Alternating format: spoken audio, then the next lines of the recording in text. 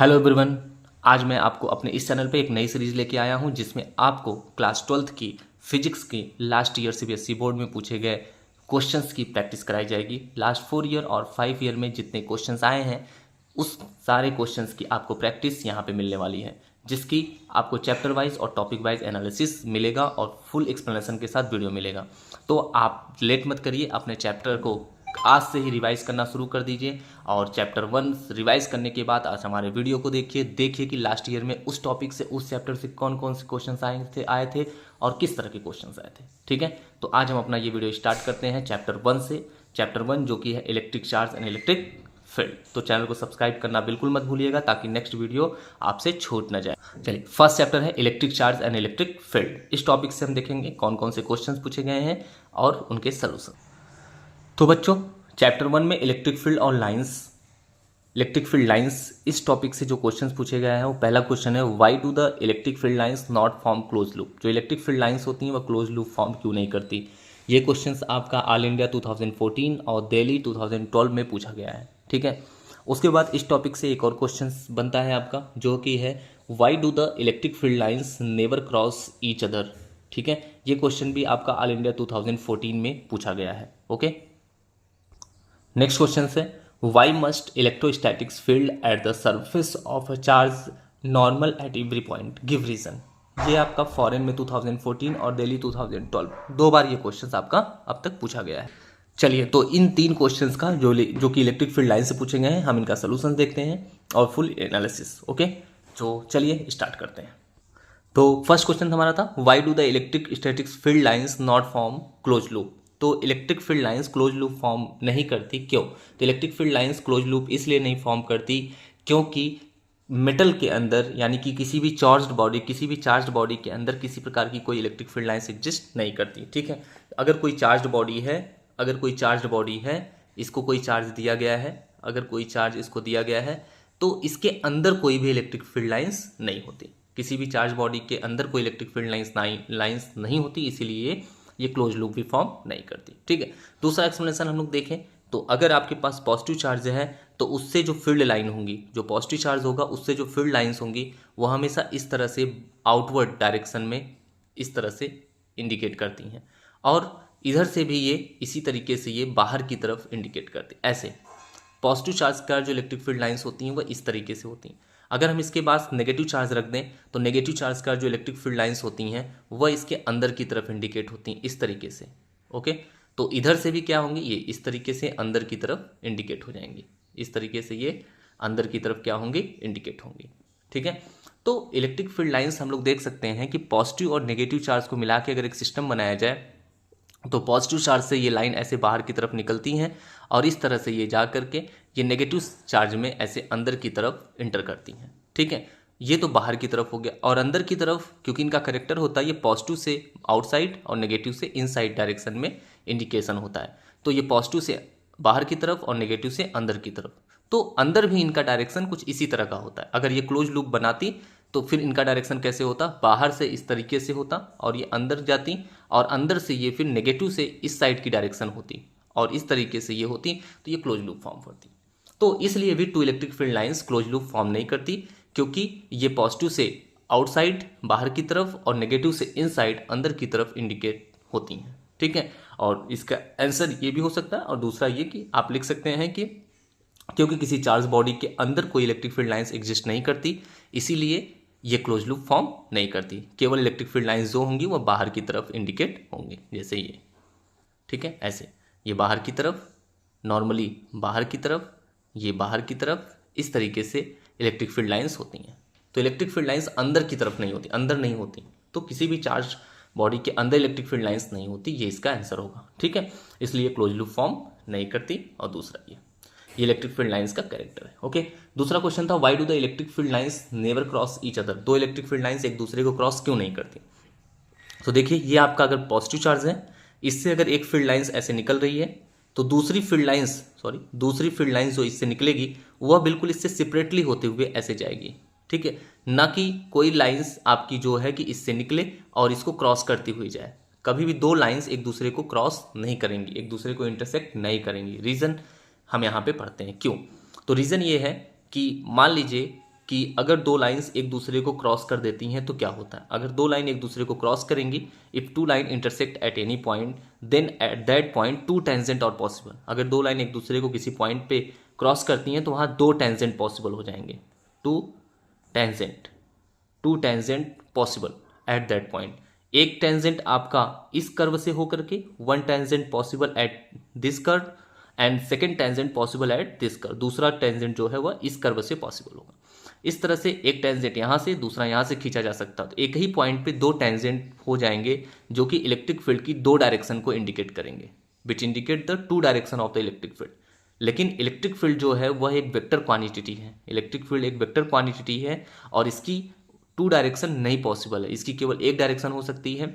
इसलिए दो electric field line किसी पॉइंट पर इंटरसेक्ट भी नहीं कर सकती। ठीक है, ओके। तो ये समझ में आ गया कि दो फील्ड लाइंस एक दूसरे को इंटरसेक्ट क्यों नहीं कर सकती।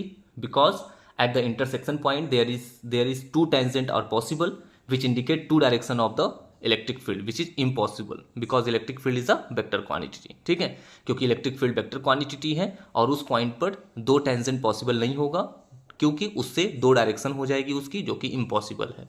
वेक्टर क्वांटिटी की केवल एक ही डायरेक्शन होती है। ओके बच्चों, समझ में आ गया आपको।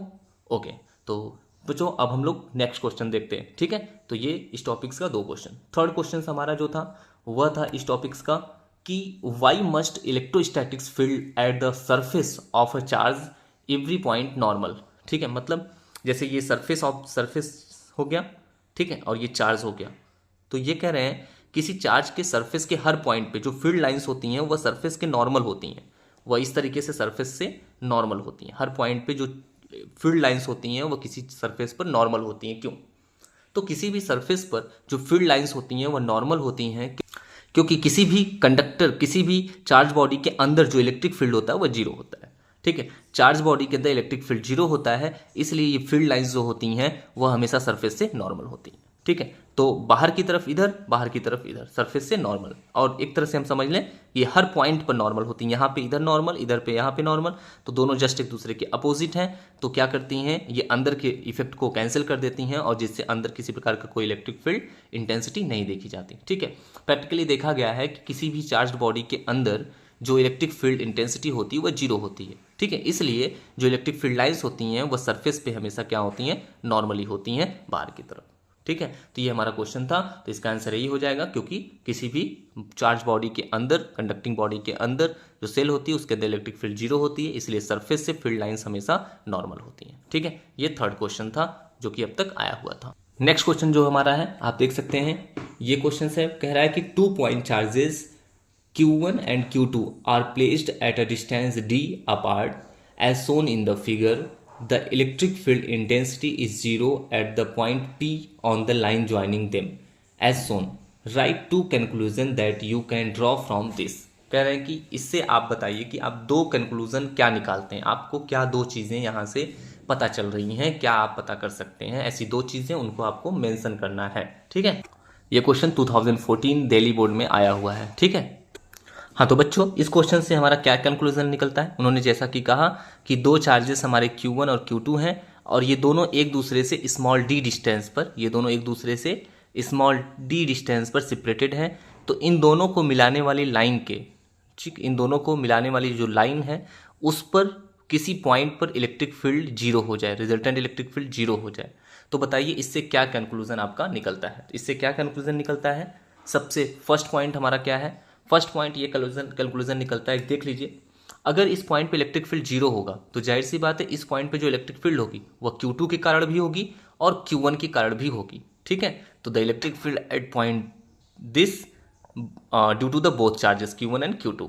ठीक है, तो और इसका रिजल्टेंट क्या है, जीरो होना चाहिए। तो रिजल्टेंट जीरो होने के लिए जरूरी है कि ये दोनों अपोजिट होने चाहिए, क्योंकि रिजल्टेंट तभी जीरो होगा जब दो माइनस होंगे, प्लस होने से तो कभी जीरो आएगा नहीं। ठीक है, और इलेक्ट्रिक फील्ड वेक्टर क्वांटिटी है तो डायरेक्शन के अकॉर्डिंग ही ये प्लस और माइनस होगा।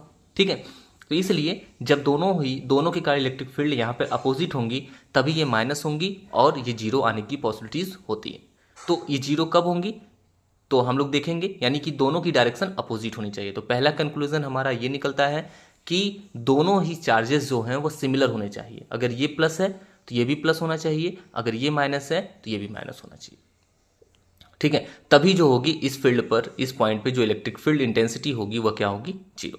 ठीक है, जैसे ये चार्ज है तो इसके कारण इस पॉइंट पे इलेक्ट्रिक फील्ड इस प्लस है तो इससे दूर की तरफ इधर होगी। ठीक है, और अगर ये चार्जेस हैं तो इसके कारण जो इलेक्ट्रिक फील्ड होगी, अगर ये भी प्लस है तो इसके कारण भी क्या होगी, इधर दूर की तरफ। ठीक है, सॉरी, हम लोग फिर से देखते हैं ये कि इस पॉइंट पे इलेक्ट्रिक फील्ड 0 होने के लिए मैंने जैसे कि बताया कि दोनों ही इलेक्ट्रिक फील्ड क्या होनी चाहिए बेटा, 0 अपोजिट होनी चाहिए। तो अपोजिट होने के लिए क्या होगा कंडीशन, जैसे अगर ये प्लस है तो इसके कारण जो इलेक्ट्रिक फील्ड होगी, प्लस के कारण किसी पॉइंट पे जो इलेक्ट्रिक फील्ड होती है वो हमेशा उससे दूर की तरफ होती है, वो हमेशा उससे दूर की तरफ होती है। तो अगर ये पॉजिटिव चार्ज हम ले लेते हैं तो इसके कारण इलेक्ट्रिक फील्ड हमेशा इससे दूर की तरफ, मतलब इस डायरेक्शन में होगी। अब दूसरी वाली अपोजिट होनी चाहिए, यानी कि ये वाला चार्ज अगर हम प्लस लेंगे तो प्लस होगा तो इससे, इसके कारण भी जो फील्ड होगी इससे दूर की तरफ इधर ही आ जाएगी, तो दोनों सेम डायरेक्शन में आ जाएंगे, तो सेम डायरेक्शन में प्लस हो जाएंगे, 0 आने की पॉसिबिलिटीज ही खत्म हो जाएगी। तो इसलिए जरूरी है कि ये माइनस होना चाहिए। अगर ये नेगेटिव होगा तभी इसके कारण जो फील्ड होगी, वह नेगेटिव का जो फील्ड होती है वह हमेशा उसकी तरफ होती है, जैसा कि आपने पीछे भी पढ़ा, मैंने जब पढ़ाया आपको, ठीक है, या पहले भी पढ़े हैं, जानते ही हैं। तो इसलिए इसको नेगेटिव होना पड़ेगा ताकि दूसरे वाले की कार फील्ड जो होगी इस डायरेक्शन में हो जाएगी और दोनों अपोजिट हो जाएंगी, तो यहाँ माइनस होकर के क्या होगा, ये वैल्यू 0 आने की पॉसिबिलिटीज है। तो पहला कंक्लूजन हमारा यही निकलता है कि both charges are opposite sign, दोनों चार्जेस जो होने चाहिए बेटा वह अपोजिट साइन के होने चाहिए। अपोजिट साइन अगर दोनों की होगी तो ये एक कंक्लूजन हमारा निकलता है। कब, जब अकॉर्डिंग टू फिगर इस पॉइंट पे अगर फील्ड 0 देखनी है तब। अगर यहीं पे अगर ये होता कि इन दोनों को मिलाने वाली लाइन के बीच में किसी पॉइंट पे फील्ड 0 होगी कब, तो तब ये दोनों चार्जेस जो होंगे अपोजिट नहीं, तब सिमिलर होने चाहिए थे, तभी ये फील्ड यहाँ पे 0 हो पाती। ठीक है, हाँ, और जब बाहर होगा तो दोनों अपोजिट नेचर के होने चाहिए तो फील्ड 0 होगी। ठीक है, तो पहला कंक्लूजन ये। दूसरा कंक्लूजन ये निकलता है कि ये दोनों ही चार्जेस का जो मैग्नीट्यूड होगा, दोनों ही चार्जेस के जो मैग्नीट्यूड होंगे वह डिफरेंट होने चाहिए। Magnitude of both the charges different. ठीक है, दोनों ही चार्जेस की जो मैग्नीट्यूड होंगे वह क्या होंगे बेटा, डिफरेंस होने चाहिए। समझ में आ गया बच्चा? तो ये दो कंक्लूजन हमारा निकलता है। ठीक है, अगर दोनों चार्जेस सेम अमाउंट के हो जाएंगे तब भी ये फील्ड 0 नहीं हो पाएगी, क्योंकि सॉरी, अगर दोनों चार्जेस हाँ सेम हो जाएंगे तो नहीं हो पाएगी, इसलिए इनका डिफरेंट होना पड़ेगा क्योंकि डिस्टेंस अलग अलग है इस पॉइंट पे। ठीक है, तो ये हमारे दो कंक्लूजन निकल के आते हैं इस क्वेश्चंस के लिए। समझ में आ गया? ओके, अगर आपको समझ में आ रहा है तो अच्छा है। अगर आप पूरी टॉपिक्स पढ़ना चाहते हैं डिटेल्स में तो हमें कमेंट करें, हम आपके लिए वीडियो बनाएंगे पूरी टॉपिक्स को अच्छे से समझाने के लिए। ठीक है, अभी बीस हम सिर्फ हम लोग क्या कर रहे हैं, लास्ट ईयर के क्वेश्चंस को ही पढ़ रहे हैं और उसका सोल्यूशन देख रहे हैं। ओके, तो चलिए, ये थे हमारे इस टॉपिक से आए हुए 3 क्वेश्चन। ओके, नेक्स्ट क्वेश्चन हमारा है, आप देख सकते हैं 3 charges Q minus Q and Q not are placed as shown in figure, the magnitude of the net force on the charge Q naught at a point O is। ठीक है, तो आप देख सकते हैं जैसा कि कह रहा है कि यहाँ पे 3 चार्जेस हैं। क्लियर, 3 चार्जेस इस तरीके से हैं आपके, ये यहाँ पर है आपका Q नॉट, ठीक है, और यहाँ पर जो है आपका वह है Q, और यहाँ पर है आपका माइनस Q। ठीक है, ये है डिस्टेंस A पर और ये है जो आपका वो है डिस्टेंस A पर। क्लियर, तो कह रहे हैं बताइए कि इस Q नॉट पर लगने वाले नेट फोर्स की वैल्यू क्या होगी। क्लियर, तो देखिए ये Q नॉट और ये Q, ये दोनों पॉजिटिव चार्ज है, तो ये इस पर कौन सा फोर्स लगाएगा, रिपल्सन का, तो ये इसको रिपेल करेगा इधर, तो ये F1 की डायरेक्शन किस साइड हो जाएगी बेटा, इधर। ओके बच्चा, उसके बाद ये क्या है, माइनस। ठीक है, तो ये नेगेटिव चार्ज, ये पॉजिटिव है, तो इसको ये क्या करेगा, अट्रैक्ट करेगा, यानी ये इस पर किधर फोर्स लगाएगा, इस साइड, यानी ये इसको अट्रैक्ट करेगा ऐसे। ये हो गया F2 की डायरेक्शन। इस तरीके से हम देख सकते हैं कि ये हो गया फोर्स F1, ओके बेटा, और ये हो गया फोर्स F2। अब ऐसे दो फोर्सेस जो किसी एंगल पर होते हैं तो उनका रिजल्टेंट किससे होता है, वह इनके डायगोनल से, इस तरीके से इसका रिजल्टेंट निकाला जाता है। तो इस तरीके से इसका रिजल्टेंट F कैसे निकलेगा, F equal to √F1 square plus F2 square plus 2F1 F2 cos theta. But इन दोनों फोर्सेस के बीच का एंगल 90 डिग्री है, इसलिए कॉस 90 की वैल्यू 0, ये पूरा टर्म 0 हो जाएगा। तो F इक्वल टू आएगा F1 square plus F2 square. अब हम F1 स्क्वायर और F2 स्क्वायर की वैल्यू यहाँ पे रखेंगे। ओके, तो F इक्वल टू F1 की वैल्यू आप अकॉर्डिंग टू कूलम्स लॉ क्या पढ़ा है, K Q1 Q2, तो Q1 Q2 okay upon R square, इनके बीच की डिस्टेंस क्या है, A। क्लियर, अब उसके बाद सेकेंड, अब देखेंगे दूसरा क्या है, K Q1 क्या है, Q और Q2, Q नॉट और अपॉन में R स्क्वायर, ये भी। ठीक है, यहाँ पे मैग्नीट्यूड निकालते समय हम लोग साइन को नहीं लेते, ठीक है, डायरेक्शन के अकॉर्डिंग हम लोग इसको सॉल्व करते हैं। तो ये हो गया के Q1 Q2 upon are square, के Q1 Q2 upon are square. ये F1 का होल स्क्वायर है, तो यहाँ पे हम लोग इस होल स्क्वायर दे देते हैं, ये भी होल स्क्वायर। क्लियर, ये वैल्यू तो जीरो हो गई थीटा के 90 होने के कारण। अब देख सकते हैं ये दोनों ही वैल्यू सेम है, तो जैसे कि x प्लस एक्स 2x हो जाता है, ऐसे ये और ये प्लस होकर 2 टाइम्स ये हो जाएगा, और स्क्वायर है इसलिए ये रूट से बाहर आ जाएगा, तो ये अंदर हो जाएगा 2, ठीक है, के क्यू नॉट अपॉन में ए स्क्वायर का होल स्क्वायर, ठीक है। तो अब क्या करेंगे हम लोग, ये देखिए होल स्क्वायर है तो ये बाहर आ जाएगा रूट के, तो के Q not upon A square बाहर आ गया, अंदर रूट में क्या बचा 2, ठीक है। तो ये आपका आ गया क्या आंसर, ठीक है। तो ये आपका आ गया आंसर, यानी इतना फोर्स आपका यहाँ पे लगने वाला है क्यू नॉट पर इन दोनों के कारण। क्लियर, तो इस तरीके से ये क्वेश्चन हो गया। ये मैं जो भी छोड़े एक, ये सब 1 मार्क्स के क्वेश्चन थे, ठीक है, वह भी 1 मार्क्स का था, ये भी 1 मार्क्स का था, और ये भी 1 मार्क्स का ही क्वेश्चन था, ठीक है। मार्क्स भी हम आपको बता देंगे कौन सा क्वेश्चन कितने मार्क्स का है। अभी जो क्वेश्चंस हुए वो सभी 1 मार्क्स के हैं, ठीक है। तो हम इस चैप्टर से 2 मार्क्स के भी जो क्वेश्चंस होंगे देखेंगे, 3 के भी देखेंगे, 4 के तो होंगे तो देखेंगे, नहीं तो 5 के मार्क्स के जो क्वेश्चंस होंगे उनको देखेंगे, ठीक है। इस तरीके से अलग अलग वीडियो में हम लोग क्वेश्चन की प्रैक्टिस करते चले जाएंगे, ठीक है। तो ये हो गया आपका क्वेश्चन। चलिए नेक्स्ट क्वेश्चन देखते हैं। चलिए नेक्स्ट क्वेश्चन हमारा क्या है, नेक्स्ट है नेक्स्ट क्वेश्चन है, 2 identical conducting balls A and B have charges -q and +3q respectively.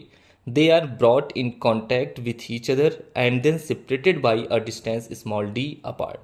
Find the nature of the Coulomb force between them. ठीक है, तो क्या कह रहे हैं कि हमारे पास 2 कंडक्टिंग बॉडी है, body A and body B, ठीक है, 2 कंडक्टिंग बॉडी है, और कह रहे हैं इन पे एक पे है -q का चार्ज और दूसरे पर है बच्चा 3 + 3q का चार्ज। दूसरे पे कितना है +3q का चार्ज।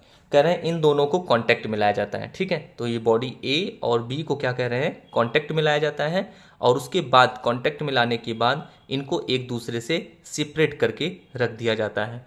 और कितनी डिस्टेंस पर, कह रहे हैं इन दोनों को d डिस्टेंस पर एक दूसरे से उसके बाद सेपरेट करके रख दिया जाता है। तो आपको बताना है कि nature of the coulomb force, कि कूलम फोर्स का नेचर कैसा होगा, यानी जो फोर्स लगेगा इन दोनों के बीच में वह अट्रैक्टिव लगेगा या फिर आपका रिपल्सिव लगेगा, ये आपको यहाँ पर बताना है, ठीक है। मैग्नीट्यूड नहीं फाइंड आउट करना है। तो देखिए जब हम 2 चार्जेस को आपस में कांटेक्ट में लाते हैं तो होता क्या है कि टोटल चार्ज का हाफ वो दोनों कंट्रीब्यूट कर लेते हैं, ठीक है। जैसे बॉडी ए के पास -q चार्ज था, बॉडी बी के पास +3q चार्ज था, तो इन दोनों के पास टोटल चार्ज कितना हो जाएगा 3q और -q, यानी टोटल चार्ज कितना आ जाएगा बेटा 2q, ठीक है। तो ये टोटल चार्ज होगा। अब ये जब इनको सेपरेट करेंगे तो ये टोटल चार्ज का हाफ कंट्रीब्यूट कर लेंगे, ठीक है, क्योंकि इन दोनों के बीच चार्ज का फ्लो होने शुरू हो जाता है और ये जो होते हैं एक दूसरे के इक्वल चार्जेस डिस्ट्रीब्यूट कर लेते हैं। तो इस तरह से 2q चार्ज हो जाएगा टोटल चार्ज। तो जब इनको अलग करेंगे तो हाफ ये बांट लेंगे, यानी कंट्रीब्यूट करेंगे, तो इसके पास भी +q चार्ज आ जाएगा